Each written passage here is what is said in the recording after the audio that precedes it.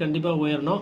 அதேமாரி இப்போ விஜய் அவர்கள் போற இடத்துக்குலாம் வந்து போதிய பாதுகாப்பு இல்ல அப்படின்ற எனக்கு ஒரு ஒரு பதட்டம் தெரிகிறது. ஏன்னா, ஒரு சின்ன தள்ளுமுள்ளு ஆயி, எதனா உயிர் சேதம் ஆயி போயிடுச்சுன்னா, அந்த உயிர வந்து நம்ம திருப்பி குடுக்க முடியாது. விஜய் அவர்கள் வந்து அவரோட தொண்டர்கள கட்டுப்படுத்த முடியுதா, முடியலையா, அவர் எந்த அளவுக்கு பண்றாருன்றது வேற. பட் காவல்துறைக்கு வந்து ஒரு ஒரு ஒரு கடமையை தாண்டி ஒரு மனிதாபிமானமும் கூட இருக்கு. அவங்களுக்கு தெரியாது. உண்மையிலே அரசியலே இப்ப தான் அவங்க கத்துக்குறாங்க. அது மாரி இருக்கும்போது, அது வந்து கொஞ்சம் அவங்களுக்கு இல்ல அந்த உண்மையிலே ரூல்ஸ் எல்லாம் குழந்தைங்க பசங்க அந்த தெரியல. டிராஃபிக் ரெகுலேஷன்ஸ்லாம் பண்ணி, எல்லாம் கொஞ்சம் விளையாட்டா கொஞ்சம் கூட வந்து அவங்கள கொஞ்சம் கொஞ்சம் தட்டி குடுத்து, அது எப்படி சரி செய்யணுமோ, அது அவங்களுக்கு உண்டான அதே மாதிரி விஜய் அவர்களும் வீக்கெண்ட்ல வரும்போது கொஞ்சம் சீக்கிரமா முடிங்க. சீக்கிரமா வாங்க. உங்க எல்லா வண்டிக்கு தொண்டர்களையும் முன்னாடி வர பைக் சொல்லாதீங்க. ஓட்டிக்கிட்டு அந்த கேமராவை இப்படி வச்சுட்டு அது எடுத்துட்டு ஒரு இருக்காங்க. சின்ன விபத்து தலைகீழ போட்டு அந்த குழந்தை வந்து இப்போ நல்லது இல்ல.